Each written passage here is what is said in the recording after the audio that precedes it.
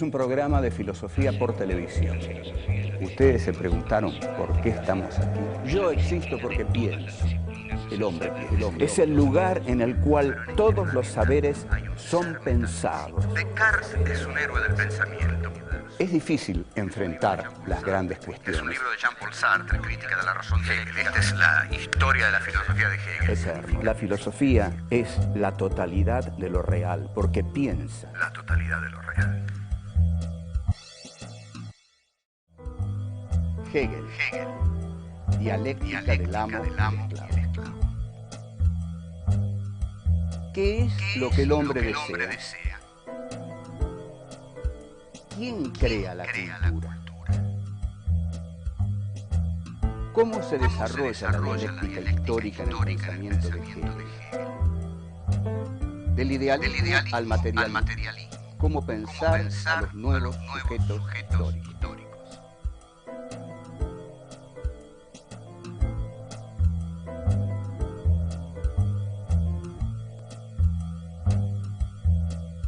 En la Fenomenología del Espíritu, que es la obra maestra de Hegel, que la publica en 1807, hay un fragmento célebre, que es uno de los más altos momentos de la filosofía, en el cual Hegel desarrolla lo que se conoce como la dialéctica del amo y el esclavo. Durante la década del 30, en Francia, un filósofo de origen ruso, Alexandre Koyev, dio unos cursos sobre la dialéctica del amo y el esclavo, a los que acudieron filósofos de enorme importancia, como Merleau-Ponty, Jacques Lacan, Raymond Queneau, y se dice que Jean-Paul Sartre consiguió los apuntes. La dialéctica del amo y el esclavo plantea el origen de la historia. ¿Cómo empieza la historia?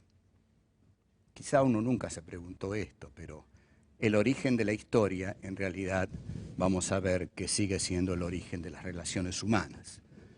Para Hegel, la historia comienza cuando se enfrentan dos deseos, dos conciencias deseantes.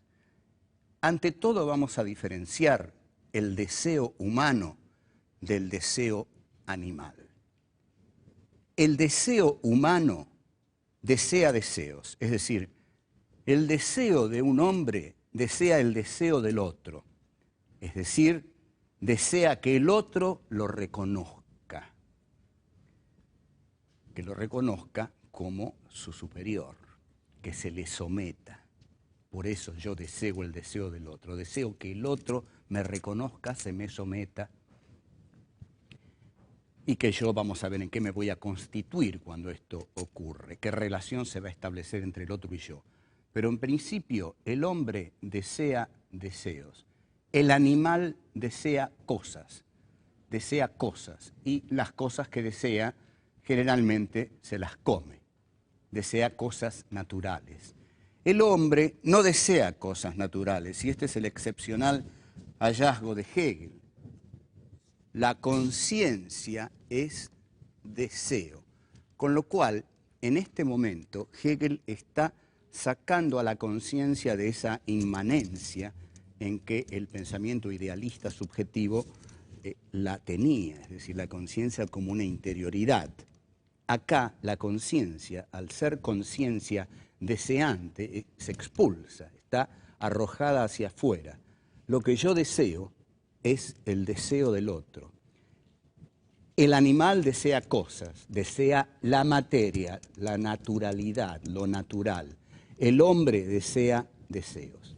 Bien, se establece entonces el enfrentamiento. Yo deseo que el otro se me someta. Deseo que el deseo del otro me reconozca. Mi deseo es que el otro se me someta y me reconozca. Y el deseo del otro es que yo haga eso, que yo me someta y lo reconozca a él. Este enfrentamiento tiene una resolución, porque uno de los dos en determinado momento sabe, los dos saben, he pedido perdón, está bien. los dos saben, en realidad cuando uno explica mal algo tiene que pedir perdón, los dos saben, las dos conciencias deseantes saben que están emprendiendo una lucha a muerte, a muerte. Yo deseo que el otro se me someta y me reconozca, y el otro desea que yo me le someta y lo reconozca. Esta es una lucha a muerte, pero en determinado momento se resuelve, porque una de las dos conciencias tiene miedo, el temor. ¿A qué tiene miedo? A morir. Tiene miedo a morir, porque esta que es una lucha a muerte va a terminar con la muerte de uno de los dos. Entonces, el que tiene miedo a morir antepone el temor a la muerte a su deseo. Es más fuerte su temor a morir que su deseo de ser reconocido por el otro. En cambio, aquel en el cual el deseo es más fuerte que su temor a morir es el que somete al otro. Pero el otro, el que pierde, en él no es tan fuerte el deseo de ser reconocido, es más fuerte el miedo a morir. Entonces ese se me somete.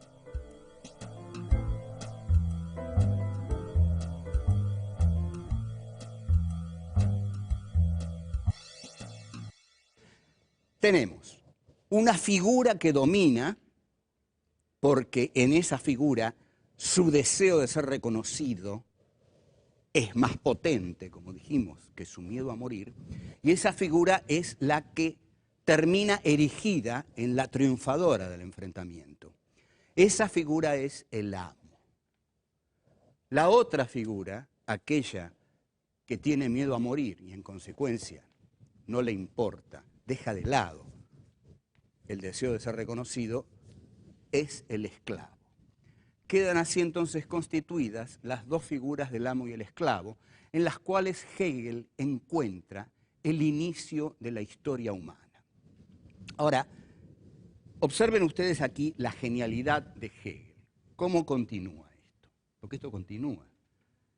El amo queda en total insatisfacción porque aquel que lo está reconociendo ya no es un sujeto autónomo, ya no es un otro autónomo, sino que es un esclavo. O sea, aquel que me reconoce es un esclavo, es mi esclavo. ¿Qué clase de reconocimiento es este?, dice el amo. Soy reconocido por alguien que tuvo miedo a morir, soy reconocido por alguien que prefirió dejar de lado su deseo, aquello que lo volvía humano, por el miedo a morir. En consecuencia, no me está reconociendo un ser humano, me está reconociendo un mero esclavo. No tengo reconocimiento alguno. Esa lucha que emprendí por el reconocimiento me ha llevado a no ser reconocido, sino apenas por un esclavo. El amo queda paralizado en esta derrota. Lo pone al esclavo a trabajar y el esclavo se pone a trabajar. Y aquí observen el desarrollo dialéctico de la cosa, ¿no? Cómo se va desarrollando dialécticamente. El esclavo trabaja para el amo. El amo queda confinado a la pasividad, al ocio y al goce. El amo recibe lo que el esclavo le da y se transforma en un ser ocioso, en un ser pasivo. El esclavo, por el contrario, trabaja para el amo. Y al trabajar para el amo, tiene que trabajar la materia. Al trabajar la materia, el esclavo comienza a construir la cultura. Porque la cultura es el trabajo que el hombre ejerce sobre la naturaleza, sobre la materia. El hombre transforma la naturaleza, transforma la materia y de eso surge la cultura, las culturas históricas, surge todo. Entonces, la historia humana pasa por el lado del esclavo. Es el esclavo el que con su trabajo para el amo descubre que él tiene una relación con la materialidad que es creativa. Es tan creativa que le permite sentirse más humano que el amo. Entonces, el amo engorda, digamos, El amo está ahí tirado esperando que el esclavo le lleve las cosas. El esclavo se las lleva, pero mientras tanto ha descubierto que ese trabajo con la materia, en ese trabajo ya descubre su libertad, porque, y esto lo va a decir Sartre del proletariado urbano, dice, en última instancia, en la fábrica, aún en su momento de mayor, digamos, humillación, un proletario siempre decide si pone un tornillo en tal lugar o en tal otro, si lo pone antes o lo pone después. En estos pequeños momentos va descubriendo su libertad. Y el esclavo hegeliano, al transformar la materia, va dando origen a la cultura humana. Entonces, el trabajo es un trabajo formativo, ¿no? Es lo que Hegel llama Bildung, cultura. La cultura es el desarrollo del esclavo trabajador. Hay una cultura porque el esclavo trabajador la hace. Y el amo queda confinado al ocio, al goce, a la pasividad, y el esclavo a la actividad. Con lo cual, el que ha terminado siendo humano es el esclavo. Y el que ha terminado siendo una cosa, una materialidad, una naturalidad, un animal, en última instancia, que tiene solo relación con lo que come, es el amo. Esto es un brillante ejercicio dialéctico de Hegel, admirable, admirable. Admirable en principio porque lo que hace es que le pone a las conciencias no una relación de conocimiento entre sí, sino de deseo. Quiero tu deseo, vos querés mi deseo. Bueno, yo te voy a matar con tal de conseguir tu deseo. Ah, no, yo tengo miedo. Bueno, entonces tu deseo es mío. Ahora sos mi esclavo, anda a trabajar y atendeme, dame todo lo que necesito. Pero aquí yo me transformo en una cosa que come y vos sos un esclavo que trabaja la materia y hace cultura. Hay desarrollos sobre esto y que los podemos hacer y muy interesantes. Por ejemplo, el amor. Voy a seguir aquí un desarrollo de Jean-Paul Sartre en El ser y la nada. Lo voy a seguir un poco libremente. Pero en la relación de amor que se establece entre dos conciencias libres, la más débil es la que ama más. La más débil es la que ama más, es decir, es la que más se somete a lo que hay en ella de sensible, de emocional. La conciencia que ama menos es la que más domina, la que más manipula. Si me amás demasiado, sos mía. Si yo te amo menos, te domino. Aquí vemos cómo se da ese juego entre las conciencias. Hay una conciencia que busca dominar y otra conciencia que termina siendo sometida. Y en el juego del amor es muy interesante esto que se produce, porque amame demasiado, amame mucho y te me vas a someter. Y en la medida en que yo dé un paso atrás y te amo menos, voy a someterte.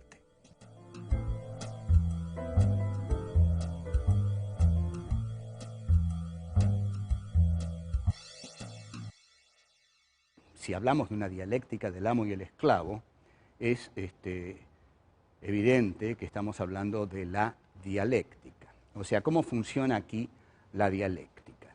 En el primer momento, nosotros tenemos dos conciencias enfrentadas. Este es el origen de la historia humana. En tanto origen, este origen es lo que Hegel va a decir, es abstracto, todavía no hay contenido aquí porque no ha sucedido nada. En realidad tenemos dos conciencias que están enfrentadas y todavía no ocurrió nada más que este enfrentamiento. O sea que es un primer momento de la dialéctica que tiene que desarrollarse. El segundo momento de la dialéctica es el de la negación. Es decir, cuando una de las conciencias logra que la otra se le someta. Es decir, una de las conciencias niega a la otra y la otra se le somete. El tercer momento de la dialéctica es la negación de la negación. ¿Por qué? porque la conciencia que había sido negada niega a la negadora. Lo voy a explicar más claramente, aunque estaba claro, pero vamos a poner los personajes. Primer momento de la dialéctica, hay dos conciencias enfrentadas. Primera negación de la dialéctica, una conciencia niega a la otra y esa conciencia se le somete. Ahí tenemos un amo y un esclavo. La negación de la negación es la que el esclavo ejerce sobre el amo, porque en verdad el esclavo niega al amo al superarlo creando la cultura. ¿Qué es lo que ha salido? Un tercer momento que es la historia humana, la cultura humana, eso que el esclavo hace, y en esa cultura humana está integrada toda la dialéctica. El amo, el esclavo trabajador, el amo ocioso, forman parte de una nueva figura histórica. Entonces, nosotros tendríamos que la dialéctica de Hegel tiene, según habitualmente, vulgarmente se conoce, pero tiene tres momentos. El primer momento es el de la afirmación, el segundo momento es el de la negación y el tercero es el de la negación de la negación.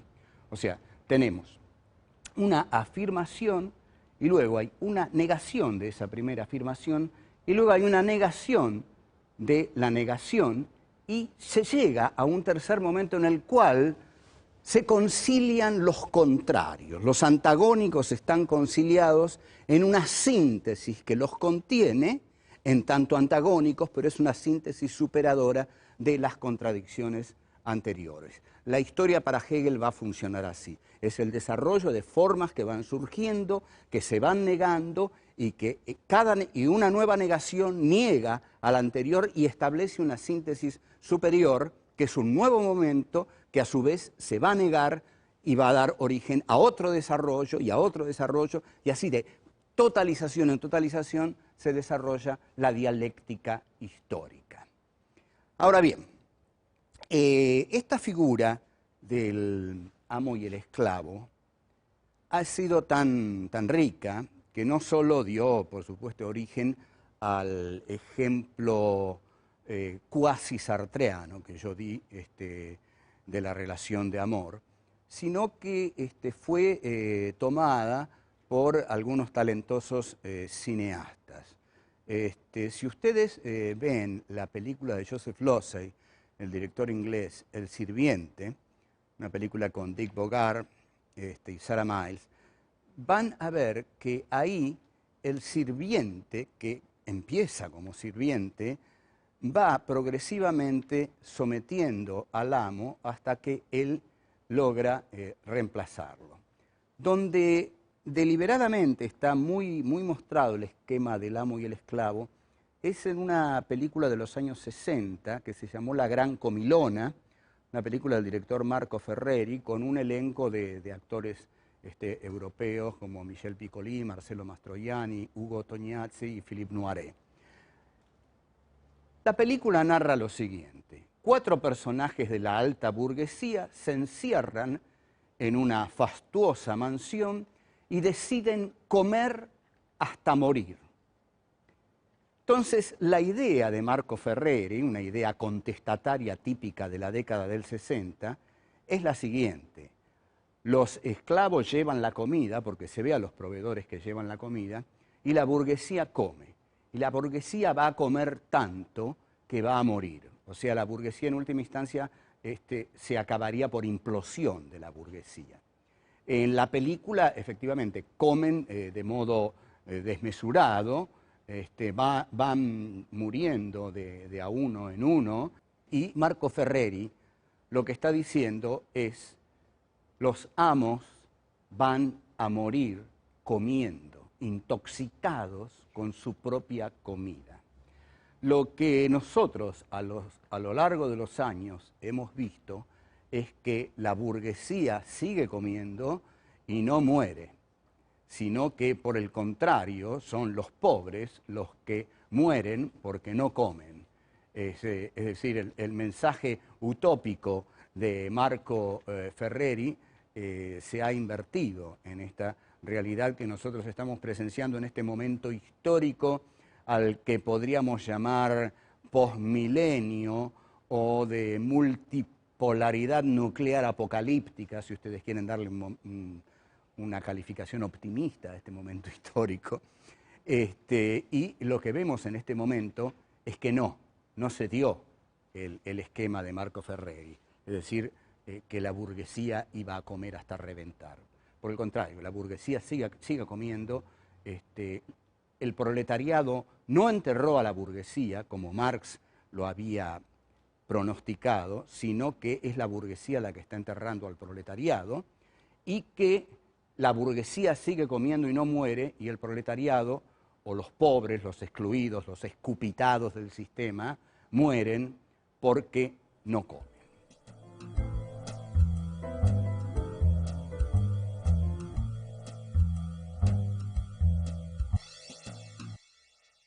Lo que nosotros venimos viendo y lo que tenemos que redondear es qué diferencia a estos tres grandes colosos del pensamiento filosófico, del idealismo filosófico, es decir, de esa rama de la filosofía que parte de un sujeto situado, centrado para conocer la realidad. En Descartes teníamos un conocimiento único, absoluto y privativo que el sujeto tenía sobre sí. El sujeto solo tenía el conocimiento de su pensamiento. En Kant, el sujeto constituye al objeto. Es el mundo de la experiencia posible. En Kant es el sujeto trascendental el que le da forma al objeto de conocimiento, y ese es el mundo de la experiencia posible. Solo hay objetos para un sujeto, y aquello que la razón no puede conocer es el noúmeno, el mundo de la cosa en sí, que es incognoscible para la razón. En Hegel, por el contrario, la razón idealista llega más profundamente, más hondamente, más extensamente que nunca, y ahí es la razón la que conoce toda la realidad, porque la realidad es una expresión de la razón. El juego entre razón y realidad es un juego especular, ¿no? La realidad es razón y la razón es realidad. Este es el idealismo absoluto de Hegel, que Hegel dice que justamente concluye en él, en un saber total, que es su filosofía, y en el estado prusiano de Federico Guillermo. Bueno, estas serían las características de los tres grandes filósofos del idealismo europeo, Descartes, Kant y Hegel, y nuestro próximo paso, entonces, es pasar, por supuesto, al materialismo. Pasamos del pensamiento idealista al pensamiento materialista. ¿Y por qué hay que pasar al pensamiento materialista? No es que estemos contando una historia lineal en la cual se suceden determinados filósofos, como dijimos, en una especie de galería de los héroes del pensamiento. No. Lo que pasa es que Hegel expresa el triunfo de la burguesía, pero el triunfo de la burguesía trae acarreado el surgimiento de un nuevo sujeto histórico. Cuando surge un nuevo sujeto histórico, alguien lo tiene que pensar. Alguien lo tiene que pensar. Por ejemplo, aquí, en el 45, los migrantes internos, los cabecitas negras que llegaban a la capital federal, alguien tenía que darles cobertura política. Y el que les dio esa cobertura política fue un coronel que estaba en una secretaría de trabajo y jugó políticamente a ser el que daba reconocimiento político a ese nuevo sujeto. Bueno, así como ese nuevo sujeto, que eran los migrantes que llegaban a la capital en el 43, en el 45, fueron visualizados como construcción de poder por el coronel obrerista Perón, digamos que un nuevo sujeto histórico requiere de un pensamiento que lo piense. Y si Hegel es el pensador de la burguesía capitalista, al triunfar, genera un nuevo sujeto histórico que es el proletariado. El proletariado, la clase obrera, trabaja con la materia porque trabaja en las fábricas de sus patrones. Al trabajar con la materia, el filósofo que surge para expresar a ese proletariado que trabaja con la materia, elabora un pensamiento filosófico que parte de la materia. Y ese es Karl Marx y su amigo Friedrich Engels, que no tenía ni por asomo el talento de Marx, pero fundamentalmente nosotros nos vamos a centrar en Marx. Y Marx, entonces, es el filósofo que surge para expresar a este nuevo sujeto histórico que ha aparecido en la escena social, política, económica, histórica de la centralidad europea, el proletariado. El proletariado, Marx, en este sentido, se va a basar en el esclavo de Hegel, ¿no? Marx, digamos, el día que el joven Marx habrá leído la dialéctica del amo y esclavo, habrá exclamado, yo estoy con el esclavo, habrá dicho, y el esclavo sí, trabaja la materia y es el que hace la historia. En este sentido, por eso están tan unidos dentro del pensamiento revolucionario de izquierda Hegel y Marx. Entonces, Marx, inspirándose en la figura hegeliana del esclavo, que hace la historia al trabajar la materia, conceptualiza al proletariado europeo como aquel que trabaja la materia. Ergo, su pensamiento se va a llamar materialismo histórico. Hay aquí, entonces, una filosofía que es claramente expresión y a la vez formación, porque todo pensamiento forma la realidad a la vez que la expresa, es la filosofía materialista de Karl Marx, sobre la cual, sin duda alguna y extensamente, nos vamos a ocupar.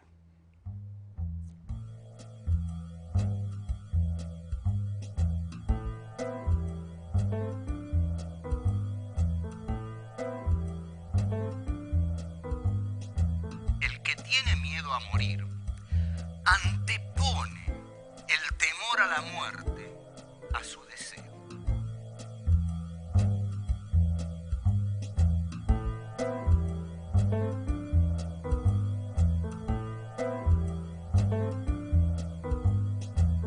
Amame demasiado, amame mucho y te me vas a someter. Y en la medida que yo dé un paso atrás y te amo menos, voy a someterte. La burguesía sigue comiendo y no muere, y el proletariado, o los pobres, los excluidos, los escupitados del sistema, mueren porque no comen.